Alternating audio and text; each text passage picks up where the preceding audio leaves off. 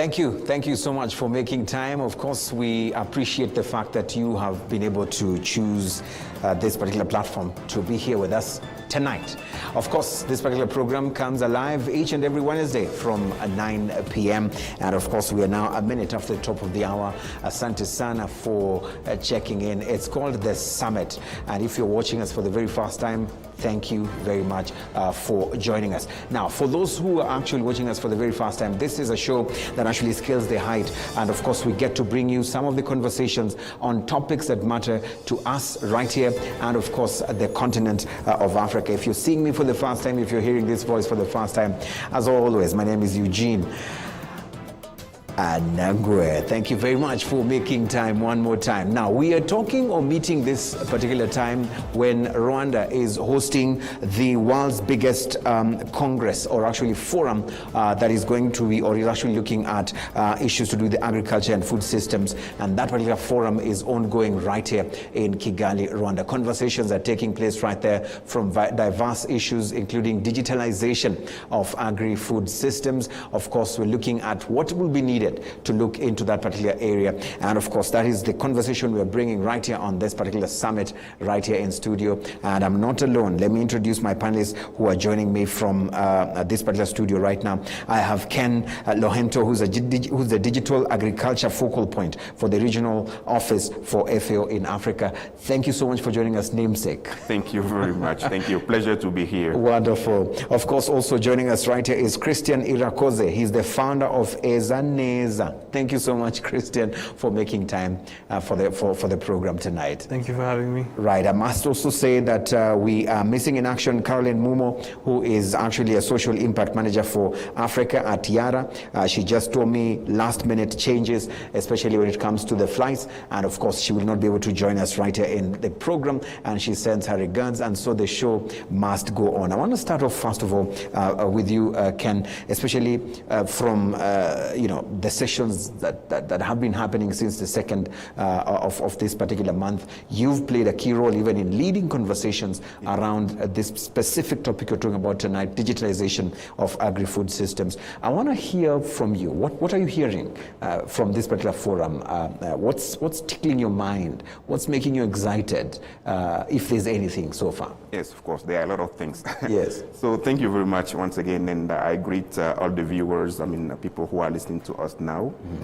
So I have, as you said, I am focal point for digital agriculture for the regional office for FAO in Africa. Mm-hmm. And one of our mission is really to see how we can leverage innovative technologies, including digital technologies, so that they can help transform the agri-food sector.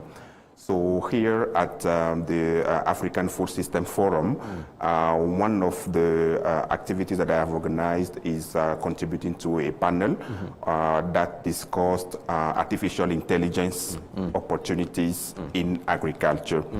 And it has been very, very exciting. We had a lot of panelists who really have shown that artificial intelligence is actually currently already contributing to modernizing agriculture at the global level, but also increasingly in Africa. Yeah. And we have shared about our Digital Village Initiative project that we are implementing in Africa, including in Rwanda, in the framework of which we will be supporting advisory services by leveraging generative artificial intelligence. Yeah. And I have also heard about other, let's say, in other sessions, they have also talked about the importance of using artificial intelligence. I've heard about the risks of artificial intelligence also for job loss or for any kind of safety, ethical issues. Yes. Yeah. So there are a lot of exciting, I would say, conversations that are happening at the forum, and maybe we'll discuss some of them along the way. Yeah, along the way. Wonderful. Christian, what are you hearing from this forum? Are you participating directly, or you're observing from the periphery? So I'm participating. Yeah. I've also taken part in some of these conversations, and been on a panel actually that that's talking about digitalization of agriculture. Yeah. And some of these conversations have been very interesting, to say the least, and also very encouraging as well, because as someone who's in the, maybe I can call it the agri-tech sector, and who uses digitalization on a day-to-day basis, and who sees the kind of opportunities and rewards, and how it makes our work seamless and more efficient. It was encouraging to hear that other people are adopting the same, and in many different domains across the value chain. And especially with all these people meeting, and not just the people that are meeting at the conference, but also the point in time where this meeting is taking place, where technologies like Gen AI are more commonplace than they were a year ago, 2 years ago, and how people are now integrating these technologies to solve some of the problems that they have, or enhance some of the processes or activities that they're already doing. So it's been an exciting time, and it's been also a learning process for me as well. I like that, and I'm sure we'll delve deeper into that. I want us now to ask this particular question. I know that it is being said by experts, and I'm sure you both agree because you're within the same space, that by going digital, Africa can align its food systems with SDG 2. No debate up to that. And this SDG 2 is on zero hunger, and of course it will be able to achieve food security, improve nutrition, and promote sustainable agriculture. But there are those who argue that it's easier said than done. Let's talk a bit about what will be needed to actually go digital for our agri-food systems. What will be needed as you do the work you do? What do you hear? I think there are many needs. Many essential factors that we still need to improve, or that we still need to have before we can seize the full potential of digital agriculture. As you know, one of maybe the basic, or one of the most daunting challenge that we have in African countries is the problem of electricity. Let's start by that. Okay. We know that particularly in rural areas, many, I don't know the case for Rwanda, but I'm from Benin Republic. I know that maybe more than around 60% of rural locations don't have electricity, okay? And this is very challenging because if you don't have it, you cannot really, I would say, benefit normally, constantly from digital tools. So we need to improve that. We cannot wait to solve, for example, the electricity problem before starting to promote digital tools, because people are already using digital tools in any case. Young people are already using it. But this is still a problem that we need to address if we really want to fully benefit from that. This is one. Another problem is the problem of poor telecommunication infrastructures that we have in, particularly in rural areas, but also across urban areas. You don't have adequately always access to to data. The telecommunication signal, mobile telephony is not in the quality that you want. So these are also problems. We have the problem, of course, of cost, because particularly for smallholder farmers, it's very difficult to be using consistently digital tools. Even the simple feature phone is a digital tool, but even the simple feature phone can have cost, okay? Especially when you want to be sending regularly SMS, for example, to benefit from advisory services. So we have cost issues. Women there is an inequality when it comes to access to digital tools. Women are less benefiting from that. And then we also have one key issue that has nothing to do with digitalization, which is the agricultural sector itself. It has a number of problems, you know, and if we don't also effectively address the structural problems of agriculture, we will not benefit from digital tools adequately. So maybe I will not continue. I will stop here for now, but we can come back to specify some of those, I would say, input that I'm sharing. Right, especially on the interventions that are actually being done in that sense. Christian, I want to hear your thoughts, because now let's talk about those who have the electricity, they have the tools, the infrastructure is actually working. It might not be for everybody, but for that particular section. What else will they need for them to fully leverage on the power of going digital?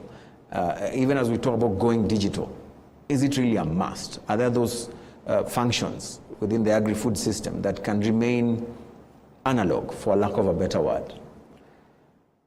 I'll first start with the last question. I definitely do think that it is a must to go digital, and the main reason being, with digitalization, it makes it easier to collect and analyze that data that you're getting. Now, data is the foundation. It's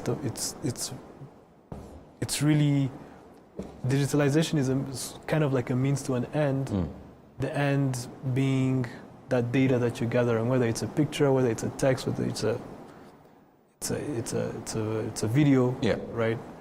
Now, if you're going analog, you're a bit limited in that regard to how well or how efficiently you can collect all of that data which you plan to use. So I do think that it is a must, or it's necessary, especially given the trends of where things are going. Now, in terms of, you know, beyond electricity and infrastructure, you know, there's also just digital literacy. You know, you must have the people who are operating these tools must be able to interpret or use this data. So digital literacy is on top of having the infrastructure. You also need to be able to interpret, to speak with these tools that you're interfacing with. So that's also a bit of a challenge, because not everyone, you know, can operate a smartphone well. Or even interpret that data. Yes, or interpret that data. But then, you know, you're also looking at, you know, if you look at the scope of Africa, you could say, you know, this challenge is also a big opportunity, because I think Africa is the youngest continent. Correct. In the world, and you know, there is such a thing as youthfulness does help in overcoming that barrier of literacy, because younger people are they're easier to teach and learn and catch on these new technologies and things of that nature. So it could be a challenge, but it could also be looked at as a tremendous competitive advantage. Yeah, interesting. Listening to what we've just been able to cover in the past 15 minutes, I want to hear from you, especially when it comes to the aspect of moving the needle further and pushing the envelope even further. What are the opportunities that those who can invest within the digitalization process have missed to see, that you feel they should see, so that they can be able to come in? Because we understand that there have been shortfalls even in FDI because of the global shocks, everybody, and the war in Ukraine and Russia, and that they've affected the flows of investment and disrupted the agri-food systems. What is it that you'd want those who are seeking for opportunities for investment within the digitalization process of the agribusiness space to know about, that you feel they've often not see them? Okay, I think maybe what I'll be saying will be toward the banking system. Okay, so, we know that generally the banks, they don't want to fund that much the agricultural sector because they feel that there is too much risk in it because, for example, of the weather uncertainty, etc., etc. And because of that, in some cases, when they hear that an entrepreneur or an innovator, he has or she has a project that can help to integrate digital tools in agricultural sector and is looking for funding, they don't rely on that project because they believe that the agricultural sector maybe is not ready for digitalization, you know, and for investment that can strengthen its use. But it is wrong because one thing that Christian said, and I would like to leverage upon, he said that when there is a problem, there is an opportunity. When there is a gap, it means that we have the opportunity to close the gap. And effectively, let's say 4 years ago, about 4 years ago, I was working for another organization, and we developed a report that showed that we only have 6% of the value that we can capture in digitalization that is being capturing actually in the sector currently, because people are not seeing the opportunities that digital agriculture is offering. And another figure that I would like to mention is that at that time we found that only 13% of farmers in Africa were registered on digital platforms, only 13. And when you talk about those who are actually using it, it has been found a couple of years ago, I think it was 2 years ago, by another study, that it is only 5% of farmers that are using it. So it means that we have a big opportunities to assist all those people who are not using it. And among those population who are not using it, we have young people. Because we have a huge population of youth that are actually already involved into agriculture.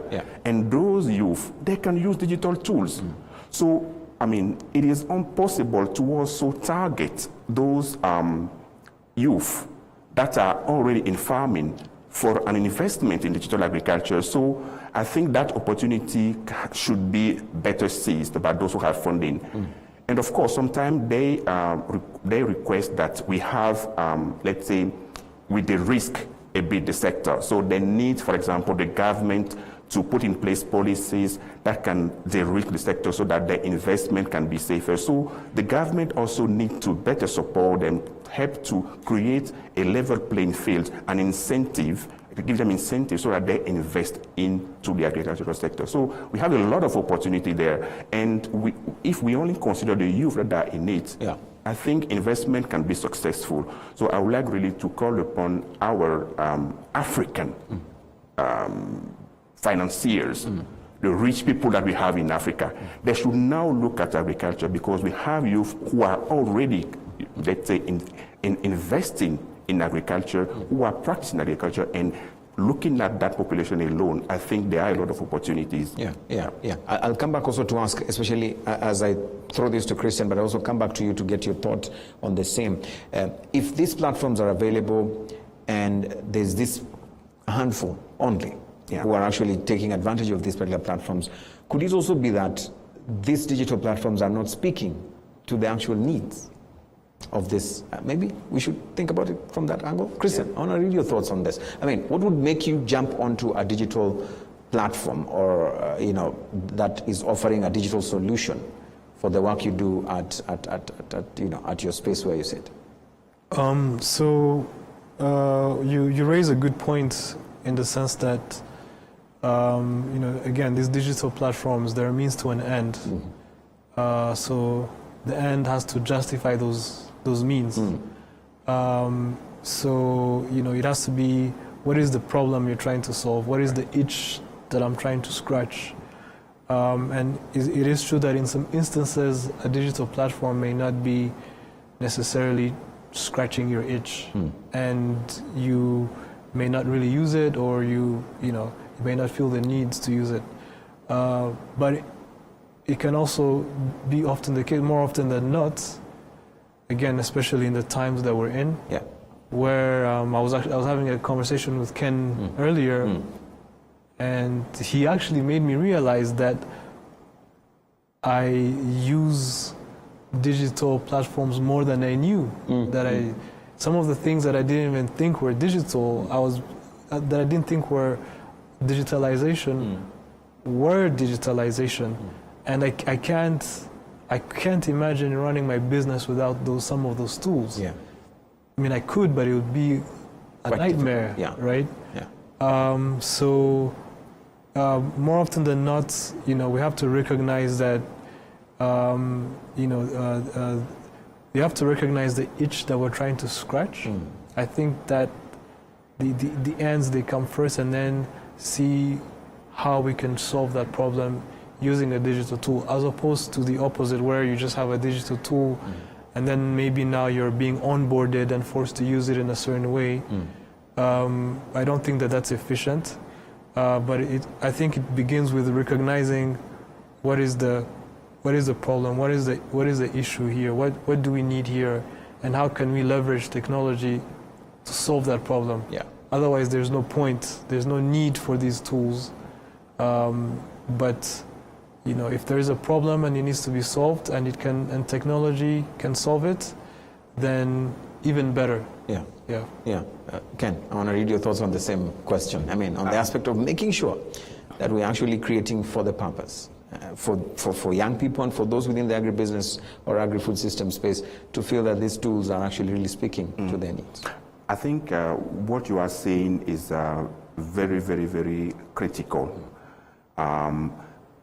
Especially when digitalization, let's say digital agriculture started initially around, or when people have started talking about it the most, it was around 2013. In 2013, there was a big conference that an organization called CTA has organized, and it was the first conference that was organized. Actually, it was organized here in Rwanda. So I was part of the organization that put that together with Minagri and also the MyICT, the Minister of Youth and ICT at the time. And from that event that we organized, plus other organizations who have implemented various projects, people have started really adopting digital tools in agriculture. But at that time, what we have observed is that many young people, software developers, who felt that maybe they have the skills, for example, to develop a marketplace. They thought that just with that idea, they can solve all the agricultural problems. And they didn't know really the agricultural sector, the value chain. They didn't know that, for example, even if you developed a software that is used on a mobile phone that can help, for example, the farmer to sell his produce, maize or whatever. If the farmer does not have access to input, how can the farmer produce? If we don't have the cart ahead of the horse. Exactly. If we don't have enough road or good road in rural areas, how can that harvest be transported? So many young innovators at the time, it's still ongoing, but it has changed. At the time, they didn't know at all the sector, and they were developing tools that were not at all effective. Some of them were developing, let's say, softwares that could be used on smartphone, while the majority of farmers are just using the basic phone. And this has led to a lot of, unsustainability for digital agriculture businesses. But the situation is changing more and more. I think we have many young innovators that are understanding a bit that they need to work with the farmer. They need to start from the bottom, be really with the farmer, have a bottom-up approach in developing their solution. They need to have, let's say, a human-centered design approach, as we say, when developing their solution. And as we are having that, I would say, consciousness of the situation that is improving, we are having better and better digital tools. So, to sum up, yes, it is critical to work with the farmers, the farmer organizations, so that what you develop as a solution can be effective. It is important that you know that, for example, most individual farmers will probably not be paying for your service, but maybe you need to work with farmer cooperatives who can be more readily positioned to pay for the service and who can indirectly service the farmer. So you need to have a business model that is effective, and you know, all these things are processes. You know, the digital tools are still new in Africa, and we are still learning, you know, to approach them, to manipulate them, to integrate them into the sector. So things are moving, things are changing, and more we are aware that we need to really work with the farmer, develop the solution with the farmer organization. Right. But we still have a lot to go because we still have a lot of unsustainable solutions that are out there. I like the fact that we agree that the problem is there, but then we need now to start talking about solutions. How do we fix this? Maybe let me start with you, Christian, especially from what we've always seen and heard, and it still exists today. When we're talking about even AI, we have still pockets of fears of what AI can do, and we saw a lot of this even within the agri-food system spaces, the value chains, when electronic tools were brought in to support with harvesting. We could see even demonstrations where now those farmers who are actually harvesting in those big farms, they took to the streets in some countries to protest the coming in of machines. Are we past that fear? Are we past that right now? Is everybody settled now and saying, look, we are happy, we will embrace technology, we will work together alongside? Are we past this? So the fear of AI is a very contentious topic.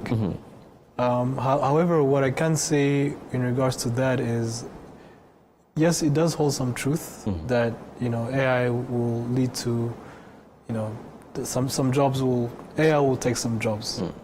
But at the same time, AI will also create jobs and perhaps even create more jobs than it took. And I'm not just saying this is to kind of be just positive, optimistic, but this is a trend that we always see with new technologies, new trends. Whenever there's a new technology, there's always this fear of, oh, this is going to take jobs. And in the short term, it does take those jobs, but then in the long term, it creates other jobs. I forgot the name of the effect, but we've seen this with internet. We've seen this with social media. You know, there was a time when you know, digital marketing was sort of like, oh, it's gonna you know, it's gonna take away the jobs of the normal marketing, or let's say news outlets being able to publish news on the internet is gonna destroy newspapers, and in some ways it did, but it also created additional jobs on top of that. So we'll see the same thing with AI, where some jobs will go, but other jobs will be created in the process. So should there be fear? The fear is somewhat justified, but there should also be some sort of excitement to, you know, what else is going to, you know, what new jobs are going to come about. But Ken, what do you think about this? Because look, even in our own home settings, village, when it was the harvest season, we would all gather around. As young people, we would hate those moments where we have to, you know, the maize cobs, to remove the maize from the shells. And we would all be given 20 each person, and the first person to finish theirs. And there are villagers who used to get these deals to actually do these jobs. But with innovation, these jobs are going, because now with just a roll of a machine or something, you just throw in the maize in their cobs, and they come out as already done. And these are the things that I want you to talk to tonight, to that particular viewer who probably is feeling like, no. Why are we really pushing for digitalization of the agri-food system when it is actually taking away the job I used to do at village XYZ, which I no longer go there to do? What sort of hope that is practical can we give such people?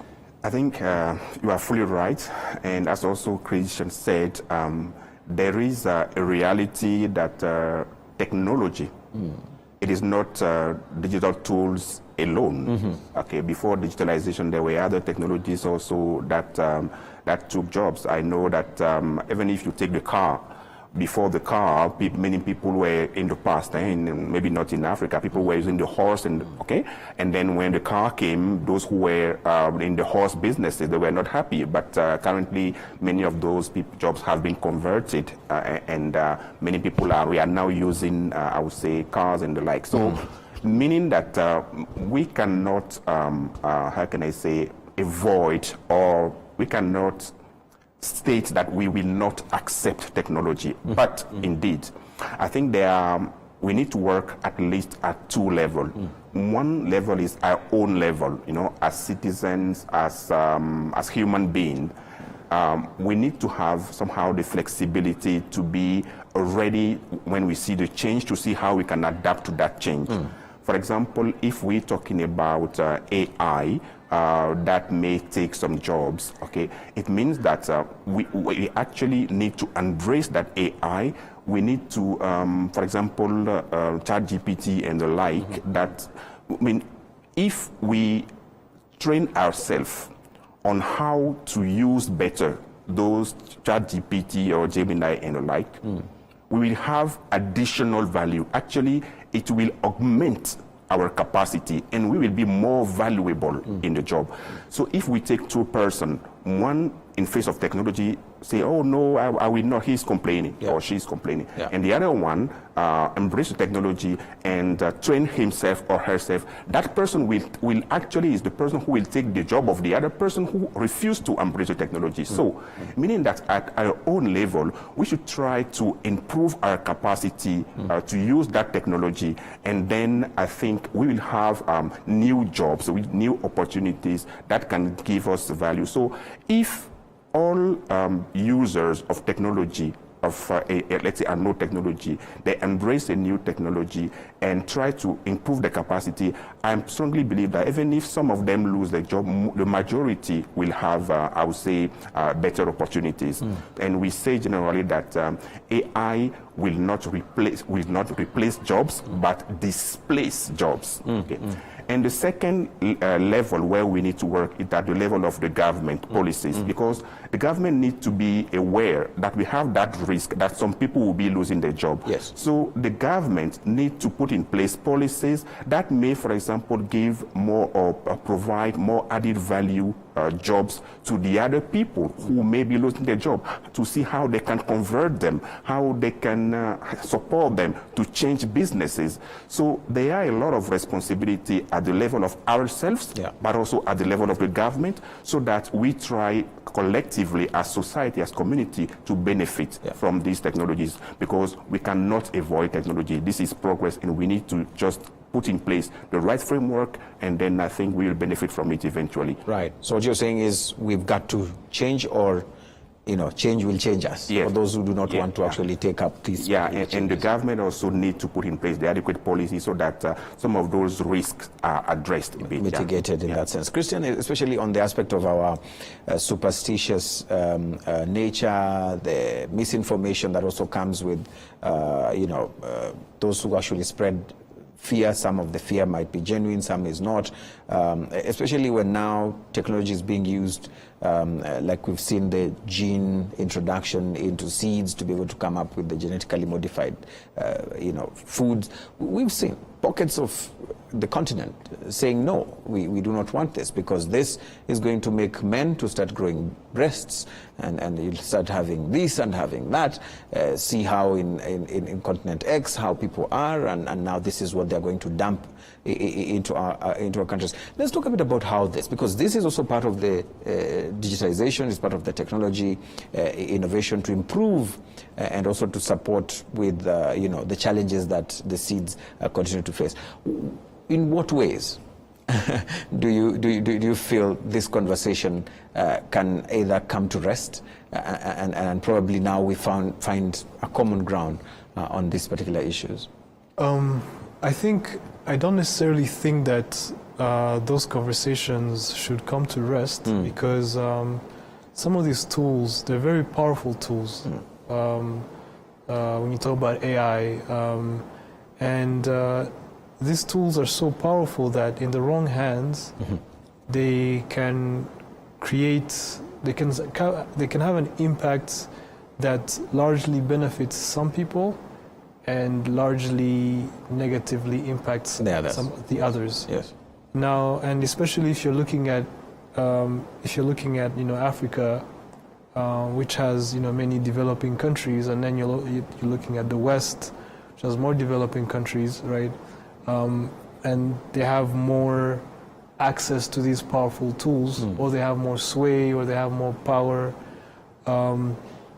We need to sort of move the conversations in a place where policy is involved, and essentially you've put certain guardrails. Guardrails to ensure that you're not negatively impacting the environment, you're not negatively impacting people. Because at the end of the day, we need to recognize that these tools are indeed very, very powerful. If you're looking at genetically modified organisms, if you're looking at a big corporation that wants to maximize its profits and maybe does it in such a way that maybe is somewhat unethical, or maybe they've built a biologically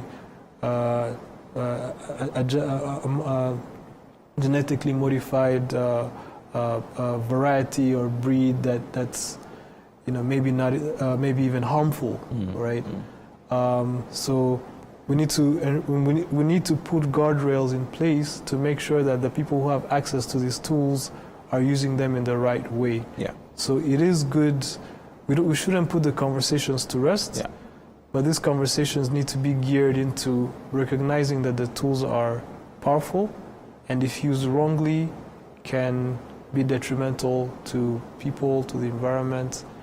And some people can benefit, but at the expense of others.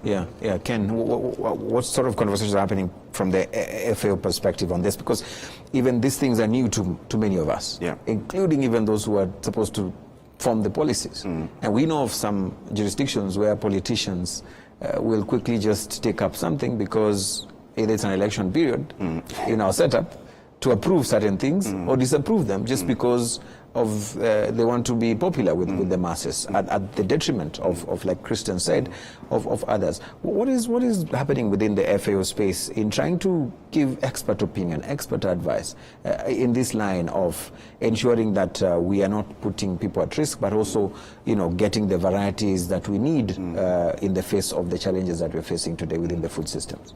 Thank you. I think this is very important, a very important debate.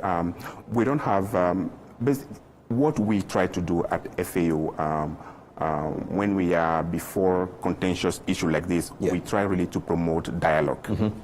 Because we cannot prescribe anything, of course. So we really need to, we try to promote dialogue between the various stakeholders that are in that field so that they discuss and consider the issue considering the priorities, their cultures, the need of the communities, and then come up with a solution that works for them, even if it is for a period of time before they review what they are doing and then take another decision. So we promote innovation in general. And when we are in face of situations like GMO and the like that are very much contentious, we do understand that these are concerns that people are making are valid. We have opportunities. Then we really encourage the national stakeholders to discuss and then consider the pros and cons, and then see where they stand and how they can progress with that specific issue. If needed, they may find, as I was saying, provisional solutions that can help them progress, before taking a final decision in face of such an issue. So this is what we do. We don't have we don't take stand, okay, because we cannot.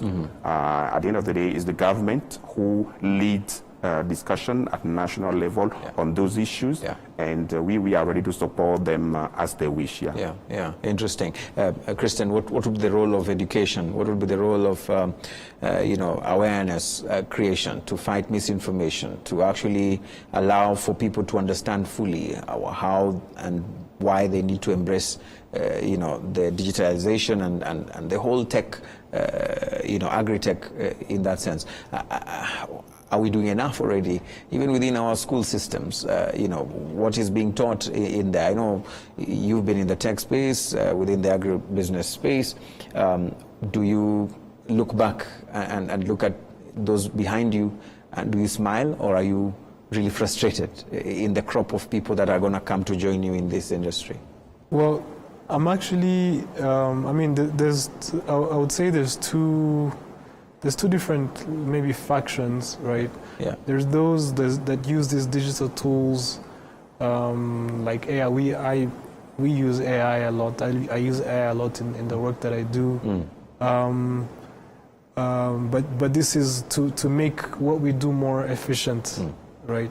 Now, when I look back, and maybe I now look at education, sometimes I wonder to myself, I'm like, how are these guys doing their homework? Are they learning anything? Well, at the same time, they're learning a lot more than we did, but at the same time, maybe they're learning in a different way. Maybe they're not putting in as much, it's less manual, less strained. They have more tools at their disposal.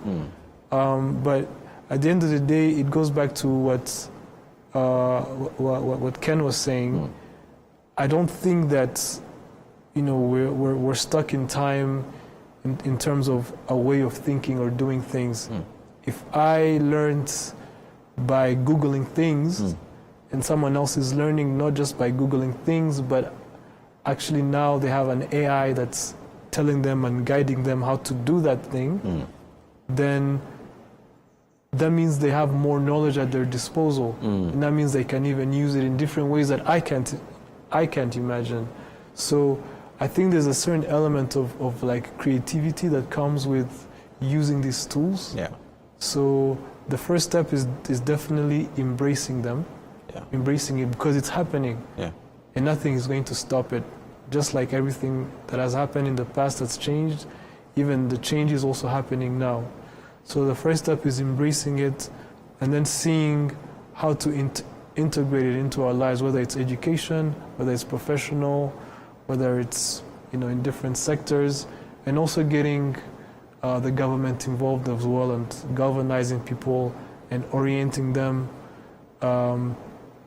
especially when it comes to job creation, but also potential job loss. I like that.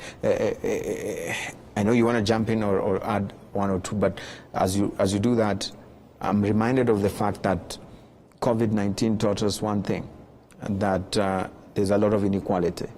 Even as people went to embrace technology to continue with their daily lives in terms of education, those who took online classes, we got to see the level of inequality, especially for those who had no access to internet, while others went on with education.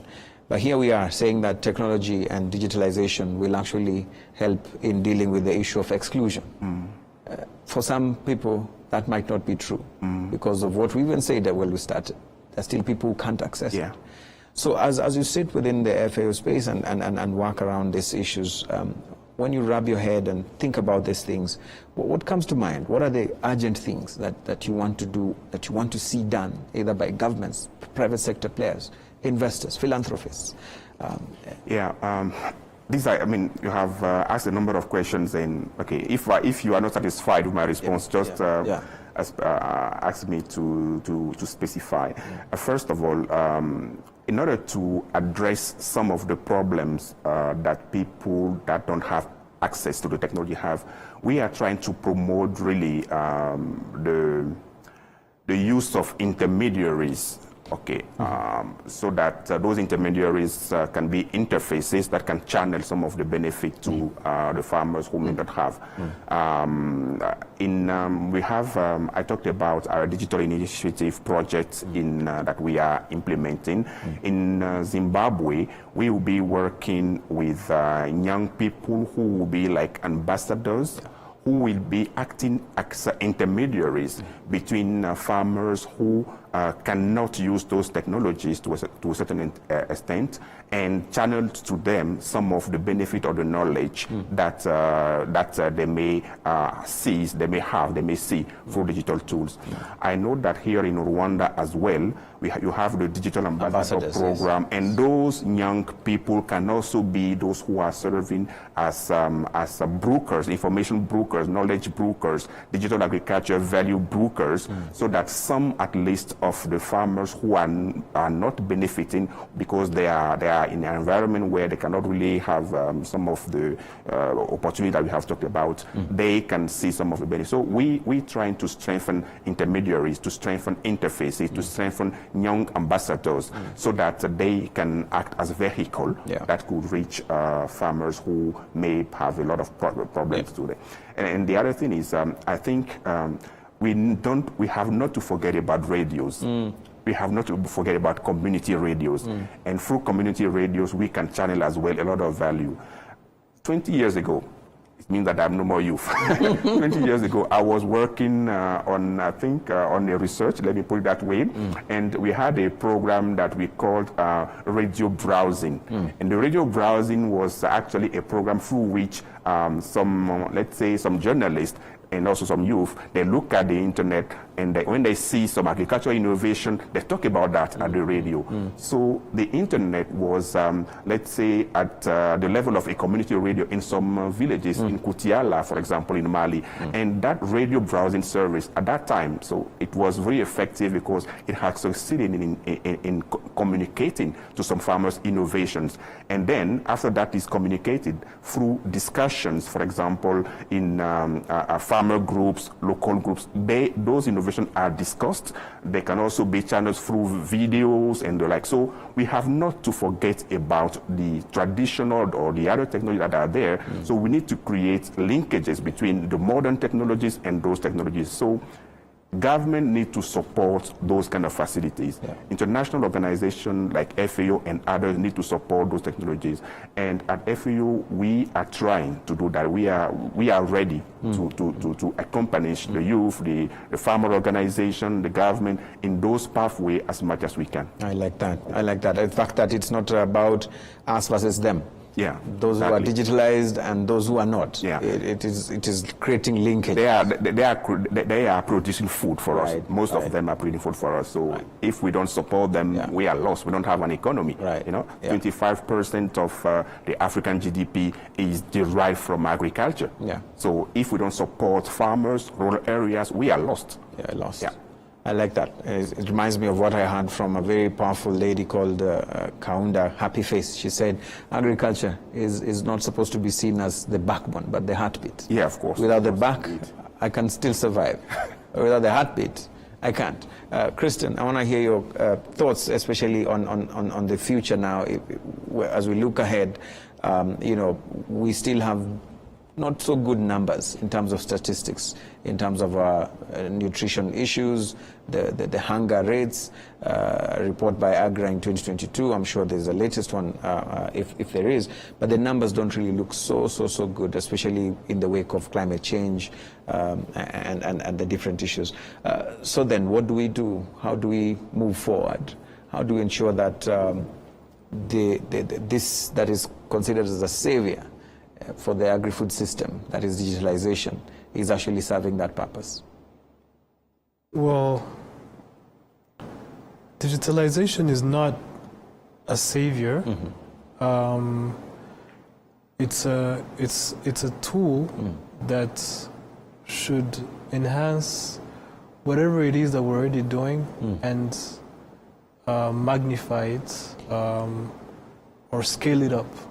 I think even in the African food systems, the theme is innovate, digitalize, and scale. didn't get it right, but that's That's the fate of it. Yes. yeah. That's the gist. That's the theme. So digitalization is not a savior, because what really what it is that's going to save us is things that we are already doing. So sustainable or conservation agriculture, or producing more food, right? Less waste, better yields, better resistance to. So all of these things are things that digitalization helps to do better.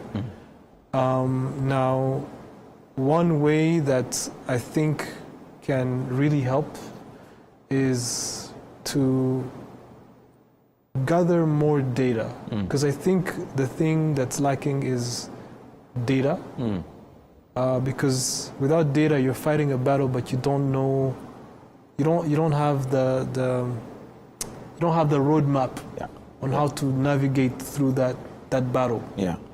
Now, data gives us that roadmap, but not just the data itself, but also links between that data, because different stakeholders can have different kinds of data. Yeah. But now the beauty or the value comes in when you connect all these different kinds of data. So, for example, if you have data on weather patterns and soil nutrition, right? Then you can link this to data on the fertilizers that are there on the market. Yeah. If you have geospatial data, right? So you can also link that to the nutrition in the soil. And then you can also, if you have data on the market, you can link that to what's being produced, right? Now, all of that data becomes valuable because you can connect the data that's pertain to maybe a specific region that has maybe poor nutrition of the soil, that shows that there's low yields, that shows that maybe there needs to be an intervention here, but only because you connected all those dots. So gathering those dots and then connecting them can be a powerful tool in the digitalization, right? Because now you have the weapon, the information, or the weapons to fight that battle that you trying to fight. Right. Interesting.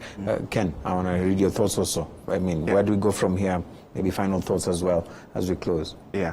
So generally, in terms of data, I used to say that data is not only the seed of digital agriculture, but also the fertilizer of digital agriculture, because you need indeed data to understand the environment, to understand how you are doing business, but also when you leverage effectively data and different kind of data, whether data, production data, you have new incentives, and that can enrich your agricultural practice and decision making in that area. So I think we really need, if I want to take that example of data, we need to promote the development of collaborative data governance frameworks.